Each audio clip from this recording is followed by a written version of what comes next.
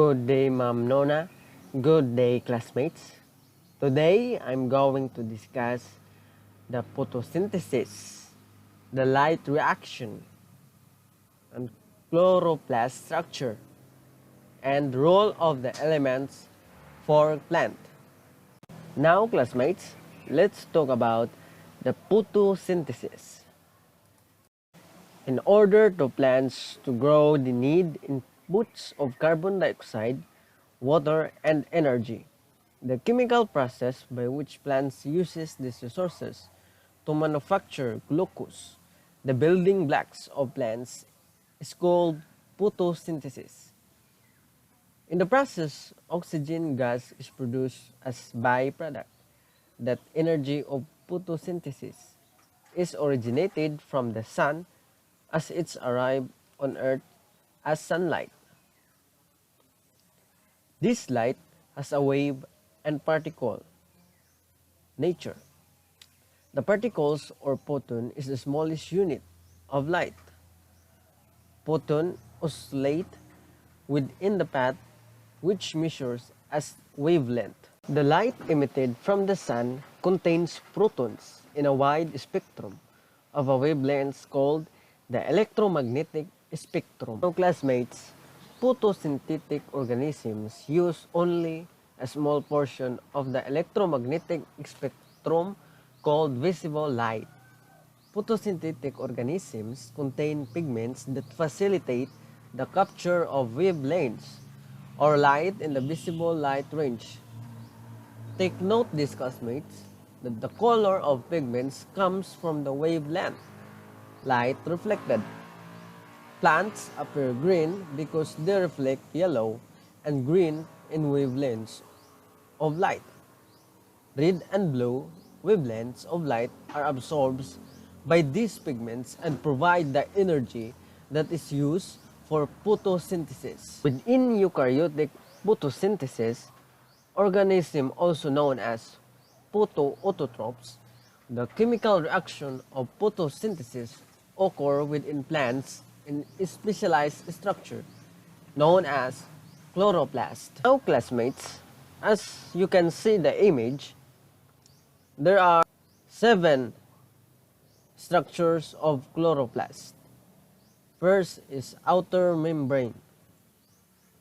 There are inner membrane, lamelle, granum, thylacoid, and stroma. The outer membrane has several important functions. It acts as a permeability barrier to solutes. It hinders the entry of some antibiotics and protects the cell wall peptidoglycan from lysosome, which can degrade peptidoglycan, leading to cell lysis.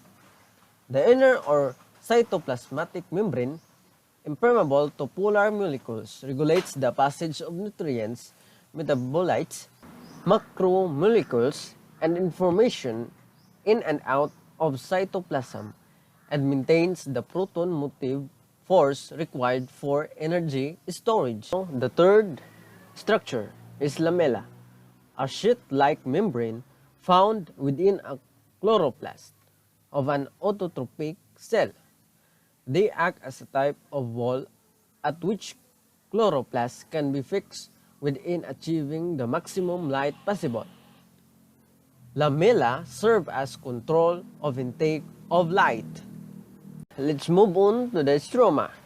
Stroma is essential for just because not only does it contain the enzymes necessary for carbon fixation, it also manages the chloroplast response to cellular stresses and signaling between various organelles. It plays an important role in both the light-dependent and light-independent reaction of photosynthesis. The last structure is thylacoids, are the internal membranes of chloroplast and cyanobacteria, and provide the platform for the light reaction of photosynthesis. A thylacoid is a sheath-like membrane-bound structure that is the site of the light-dependent photosynthesis reaction in chloroplast and cyanobacteria. It is the site that contains the chlorophyll, used to absorb light and use it for biochemical reactions. So, classmates, I have a question for you. What is the role of the elements for plant? Okay, for you to know that, I will discuss for you. There are four main elements to help the plant. First is carbon. Second, hydrogen.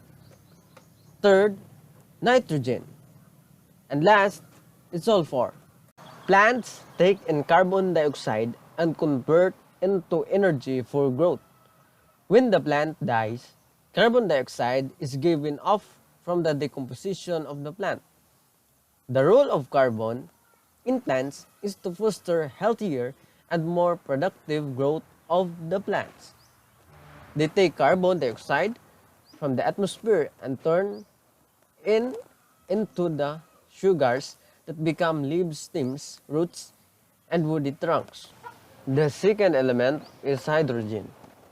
Hydrogen peroxide helps encourage healthy root growth because of the extra oxygen molecule.